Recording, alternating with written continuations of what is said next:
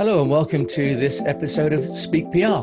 My name is Jim James and I'm really delighted to have Tim Williamson joining me today. He's the Asia Pacific Managing Director of Telum Media.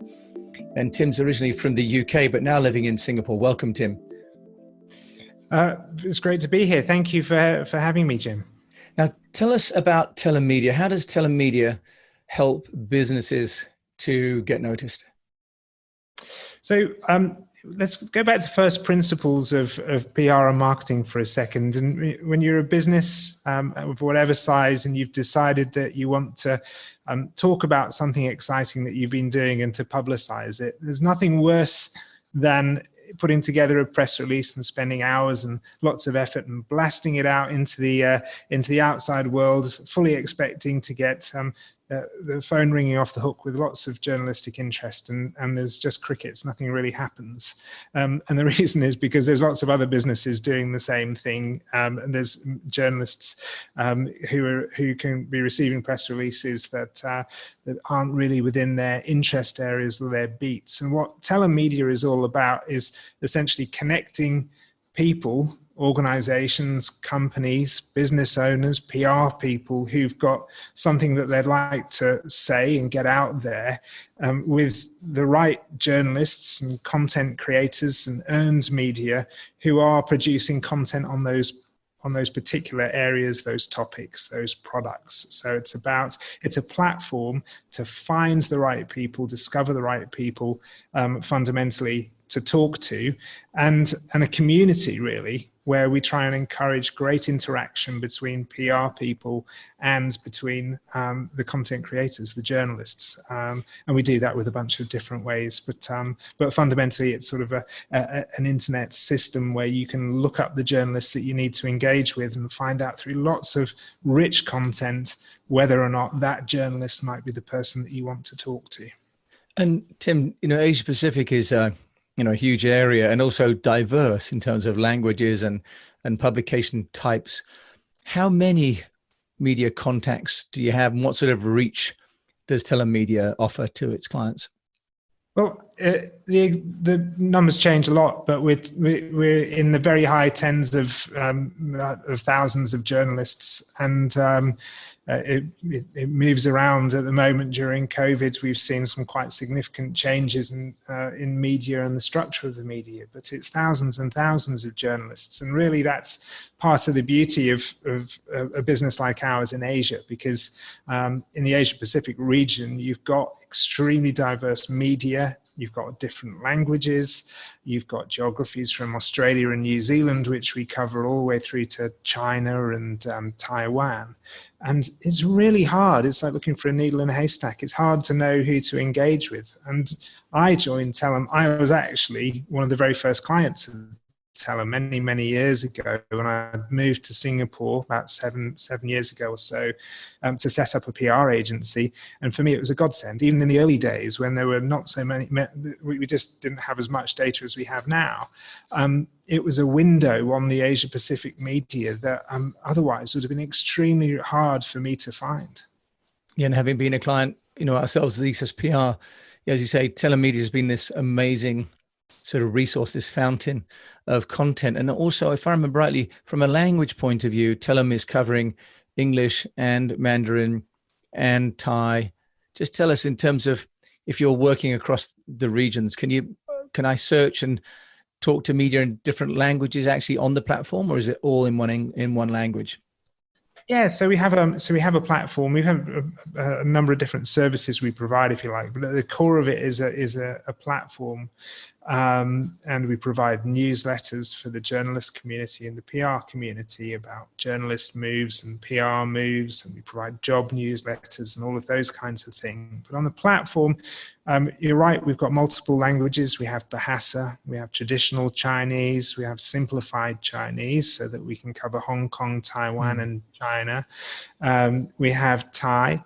And we have, and I think this is probably one of the things that makes us distinct is that we have country teams, we have local language teams for each of our markets. So if you imagine how you might have done this in the more traditionally, in the days of the little black book and then on the Excel spreadsheet, you would literally have to have teams of people constantly updating information about journalists, and that would be just simply contact information. It wouldn't be, what their preferences were, what they were looking to write about next, when to contact them.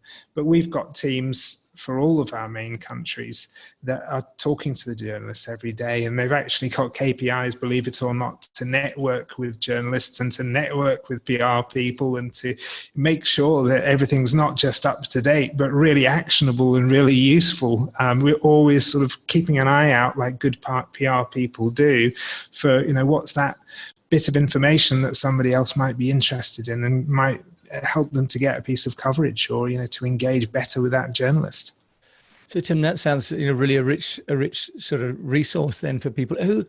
Which companies or which kind of companies? Is it big companies, small companies? Is it only agencies using Telum? There isn't a typical Telum client. It's the full gamut, and we cover all sectors as well. So we. When we look at things, we've got sort of small freelance operators, we've got startups, we've got huge MNCs, we've got most of the, I'd say, PR agencies, large, small, and government organisations. Literally anybody who wants to engage with the media, I think, will be a Telum customer. And what about workflow? So from a practical point of view, on some of these sites, I can find a media contact, but I've got to download it and send it from my Outlook. Some I go on and it's a full ecosystem of replies.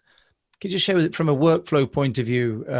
Is it like a complete environment, a complete workflow system, or is it just parts of the problem that PR people are solving? That's a really interesting question. So we believe in sort of meaningful engagement between you and the journalist. So we don't really want, or we don't exist to spam email thousands of journalists with sort of irrelevant content. We want to make sure it's the right content. So from a workflow perspective, we're there. We have very rich search information right from the start of when you're planning a campaign to make sure that you're targeting the right journalists and putting together the list of the right journalists. And within that, we've got recommendation engines, we've got keyword searches, multiple different kinds of keyword searches. We also have, then we've got a live list updaters, so that next time you log in, it will say, well, this journalist has moved, or you might want to think about these journalists, so that you don't need to go through and manually check your list time and time again. And then you can, through the system, you can set up your press release to go out as a BCC or whatever, however you want to do it. But it comes from you. And then the final component to it, which I think is incredibly powerful, is it's the whole ethos of our company is about networking and relationships, and you can track your relationships with the journalists that you're engaging with. And you might want to do that from a compliance perspective. So you might want to keep interactions if you're in financial services, because you want there to be a record, or there might be a sort of a crisis or an issue. You might want to do that because you've got a temporary person working on your PR, and you want to keep a record of what the interactions were with journalists when that person's moved on. And you might just simply want to do it so that you can have multiple people looking at the latest RSVP lists for the great party, or virtual party, of course, during COVID. So you might want to do that as well. But so the essence, we have that sort of ecosystem within Telum. But we also, it's a very active thing. So when you log into Telum, you'll see the latest media requests, and these will be live opportunities that journalists have said to us, look, I'm looking for this story and I need something within the next week. You'll get that when you log in, and you'll get it in our newsletters. clients and as well. So we try and take care of that component. What we don't do is some of the other areas like media monitoring, for example, we leave that to others. We're quite focused on doing what we do and trying to do it really well. So what would be sort of a typical time that companies are using Telum? Because often, the agencies are using it kind of full time. But do you see any peaks or troughs around COVID, for example, any particular back to work messaging or any fluctuations now? It's interesting. So I think if anybody's thinking about engaging with the media, I would say that's the time to get Telum, and perhaps to get a PR agency as well, if you have the money to do it, because of course PR agencies bring a huge amount of value to their clients, value and insights, and we can't replicate, and we wouldn't want to replicate that. We're complementary to that. So when you start those programs off, that's, I think, it should be a foundation stone. It's kind of, you figure out really what you want to say and what you want to achieve and what the business objectives are. And then a key pillar of that is, well, who should we be talking to? And then how do we build up relationships? Because as you know, and I know, having worked in PR agencies, you need to build those relationships with journalists over time. That's often where some of the best coverage comes from, is when they know you, and it doesn't always happen overnight. It's a relationship and a long-term game. Now, here's one question for you about compliance. You mentioned about compliance. What about, if I'm dealing with a journalist for a client, all the work I'm doing with them, does that mean like a competitor, like either another agency or like my client's competitor is going to see what that journalist is doing? I mean, are there some sort of walls around, I have a conversation with this journalist? Does it kind of get updated so that only you can see it? So only you can see it. Although in some cases we would have obviously PR agencies that would want to see what each other are working on within the agency, and in some instances we may find that a PR agency and their clients want to work together and see who's working on what.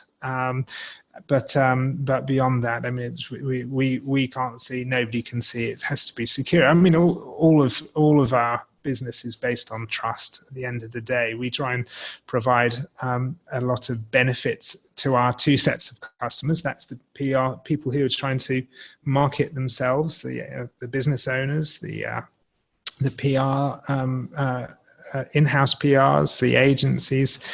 And our second set of customers, which are the journalists and the content creators and the bloggers and the podcasters. And so what we're trying to do is to create a lot of value for them, and in return they place quite a lot of trust in us, and we make sure that everybody hopefully gets a better interaction out of it, so the journalist doesn't get inundated with irrelevant pitches and requests that they're not interested in, and the companies that are engaging with them are able to do so with a degree of insight and forethought and information that really helps.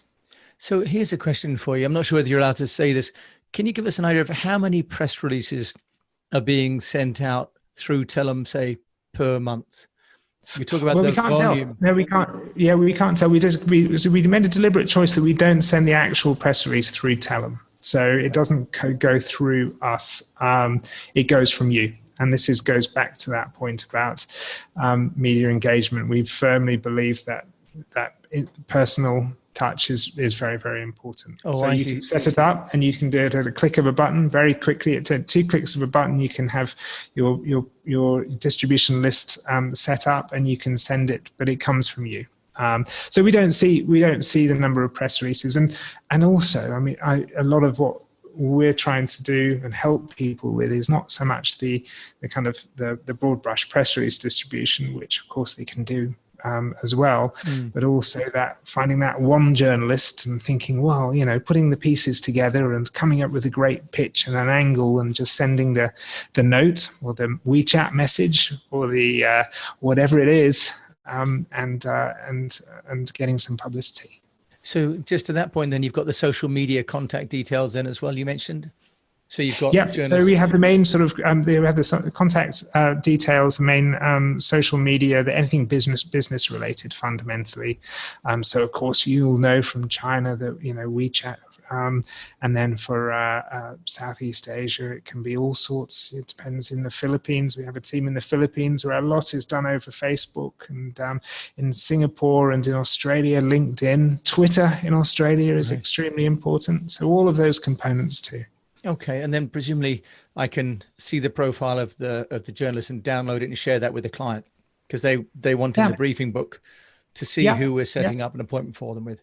Yeah, so if you're and this can be if you're a business owner or you're a PR agency and you want to make sure that the CEO, if in the case of the PR agency, your CEO spokesperson is as fully briefed as they can be, then they can see the relevant biographical information and where this journalist has worked and what they've covered and all of those nice things. But also there are interviews with the journalist. There might be video interviews with the journalist so that you can pick up some snippets from there, or they can explain what they're most recently interested in. There are, as I say, media requests, and we have a lot of surveys. What time of day do you like to be contacted? Do you like to go out for coffees or lunch? Are you able to take gifts or not? All of those kinds of things. So yeah, we try and put all of the good stuff in there so that you've got there's plenty to work with. So you don't go into that interaction blind. You go in there well briefed. Yeah, sounds like it. And in terms of Telum, there are some other services, as we know, around the world. What would you say is the number one reason that Telum is unique? I think there's a couple of reasons why we're unique. And one is that we're certainly in APAC, we're the only company doing what we do. I think the second part is this connecting people. We think of ourselves as connectors, and we do that not just through the system, but through the kind of rich ecosystem that we try and provide everybody with. And that means that we give journalists newsletters on a weekly basis and several times a week. Sometimes journalists get job information. We have PR news for the PR community so they can see who's gone and where and what. We do lots of in-person meetings for our subscribers.